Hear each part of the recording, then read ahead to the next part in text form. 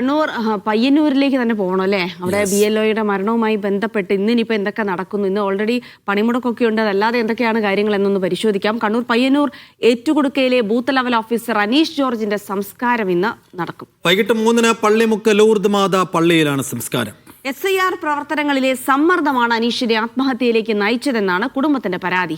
BLOയുടെ ആത്മഹത്യയിൽ സംസ്ഥാനത്തെ BLOമാർ ഇന്ന് ജോലി ബഹിഷ്കരിച്ച് പ്രതിഷേധിക്കുകയാണ്. NGO യൂണിയനും ജോയിന്റ് കൗൺസിലും അധ്യാപക സംഘടനകളും പ്രതിഷേധത്തിനിറങ്ങും. ചീഫ് ഇലക്ടറൽ ഓഫീസിലേക്കും കളക്ടറേറ്റിലേക്കും ഇന്ന് പ്രതിഷേധ മാർച്ചും നടത്തുന്നുണ്ട്.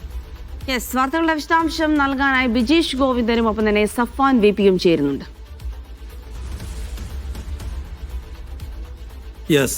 ആദ്യം ബിജീഷിലേക്ക് പോകാൻ തോന്നുന്നു. ബിജീഷ്, അനീഷ് ജോർജിന്റെ സംസ്കാരം ഇന്ന് നടക്കുകയാണ്.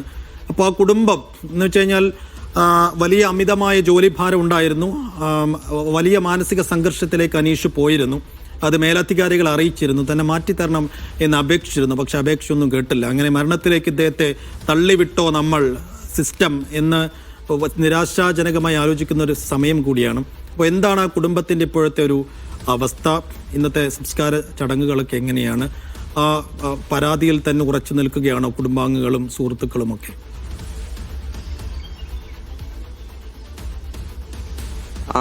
സൈഫു, ഇതിനകത്ത് ഈ പറഞ്ഞ അനീഷ് ജോർജ് പയ്യന്നൂർ നിയോജക മണ്ഡലത്തിലെ കാങ്കോൽ ആലപ്പടുമ്പ പഞ്ചായത്തിലെ 1-ാം വാർഡിൽപ്പെട്ട 18-ാം ബൂത്തിലെ BLO ആയിരുന്നു അനീഷ് പതിവായിട്ട് ഞായറാഴ്ചകളിൽ പിതാവും അതുപോലെ തന്നെ മാതാവിനും കുടുംബത്തിനുമൊപ്പമാണ് പള്ളിയിൽ പോവുക. ഇന്നലെ രാവിലെയും അത്തരത്തിൽ തന്നെ പള്ളിയിൽ പോയി. പക്ഷെ പള്ളിയിൽ പോയതിനു ശേഷം അനീഷ് അവിടുന്ന് വളരെ പെട്ടെന്ന് മടങ്ങുകയായിരുന്നു. അന്ന് ആ പിതാവിനോട് പറഞ്ഞിരിക്കുന്നത്, എനിക്കൊരു 37 വീടുകൾ കൂടി ഇതിൻ്റെ ഭാഗമായിട്ട് കവർ ചെയ്യാനുണ്ട്, അതിൻ്റെ ജോലി കാരണം ഞാൻ മടങ്ങുന്നു എന്ന് പറഞ്ഞുകൊണ്ടാണ് വീട്ടിലേക്ക് വന്നത്.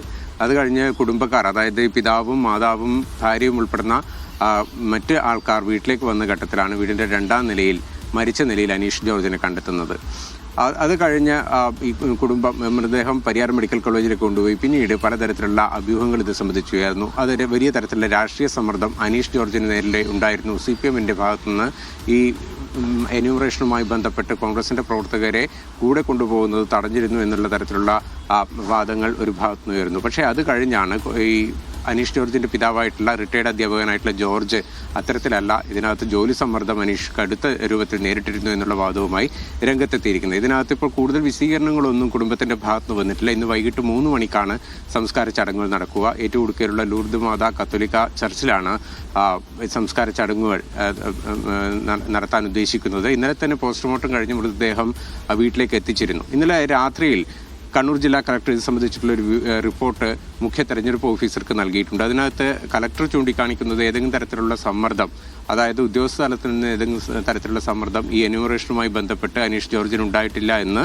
രേഖകളും അതുപോലെ തന്നെ മറ്റ് ഔദ്യോഗികമായിട്ടുള്ള മറ്റ് സംവിധാനങ്ങളും പരിശോധിച്ച് കണ്ടെത്തി എന്ന തരത്തിലുള്ള ഒരു റിപ്പോർട്ട് കളക്ടർ മുഖ്യ തെരഞ്ഞെടുപ്പ് ഓഫീസർക്ക് നൽകിയിട്ടുണ്ട്. ഒപ്പം തന്നെ ഈ ആത്മഹത്യയുമായി ബന്ധപ്പെട്ട് പോലീസ് സംവിധാനങ്ങളും അന്വേഷണം ആരംഭിച്ചിട്ടുണ്ട്. ആത്മഹത്യാക്കുറിപ്പുകളൊന്നും തന്നെ കണ്ടെത്തിയിട്ടില്ല എന്നുള്ളത് കളക്ടറുടെ റിപ്പോർട്ടിനകത്തുണ്ട്. ഒപ്പം തന്നെ ഈ മരണവുമായി ബന്ധപ്പെട്ട് മൃതദേഹത്തിനകത്ത് ഏതെങ്കിലും തരത്തിൽ സംശയാസ്പദമായ സാഹചര്യങ്ങളിലേക്ക് വഴിവെക്കുന്ന തെളിവുകളൊന്നും ലഭ്യമായിട്ടില്ല എന്നുള്ളതും കളക്ടർ തൻ്റെ റിപ്പോർട്ടിൽ പരാമർശിക്കുന്നുണ്ട്. ഇതിനകത്തിപ്പോൾ കോൺഗ്രസ് രംഗത്തെത്തിയിരിക്കുന്നത് ഇത് പറഞ്ഞുകൊണ്ടാണ്. അതായത് പ്രാദേശികമായ CPMൻ്റെ ഭാഗത്ത് നിന്ന്, പ്രാദേശിക CPM പ്രവർത്തകരുടെ ഭാഗത്ത് നിന്ന് വലിയ തരത്തിലുള്ള സമ്മർദ്ദം അനീഷിന് മേലുണ്ടായിരുന്നു എന്നുള്ളതാണ് അവർ പറയുന്നത്. ഇത് സംബന്ധിച്ചിട്ടുള്ള ഡിജിറ്റൽ തെളിവുകൾ കയ്യിലുണ്ടെന്നും കോൺഗ്രസ് ആരോപിക്കുന്നുണ്ട്. ഏതായാലും ഡിജിറ്റൽ തെളിവുകൾ പുറത്തു വിടുവോ അല്ലെങ്കിൽ അത്തരത്തിലുള്ള ഏതെങ്കിലും കാര്യങ്ങൾ പുറത്തു വരുമോ എന്ന് കാണണം. ഒപ്പം തന്നെ ഉദ്യോഗസ്ഥരടക്കമുള്ള, അതായത് NGO അസോസിയേഷൻ അടക്കമുള്ള ഉദ്യോഗസ്ഥ സംഘം പറയുന്നത് ഇതിനകത്ത് വലിയ തരത്തിലുള്ള ജോലി സമ്മർദ്ദം അനീഷ് ജോർജ് ഉൾപ്പെടെയുള്ള BLOമാർ നേരിടുന്നുണ്ട്.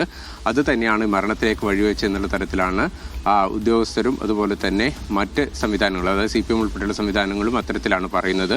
ഏതായാലും മൃതദേഹത്തിന് സംസ്കാരം വൈകിട്ടാണ് നടക്കുക. അതിനിടയിൽ ഇതിനകത്ത് ഈ കേസിനകത്ത് നിർണായകമായ മറ്റെന്തെങ്കിലും തരത്തിലുള്ള ഒരു ടേണിംഗ് പോയിന്റുകൾ ഉണ്ടാകുമോ എന്നുള്ളതാണ് ഏറെ ശ്രദ്ധേയമായി നിൽക്കുന്നത്. സേഫു.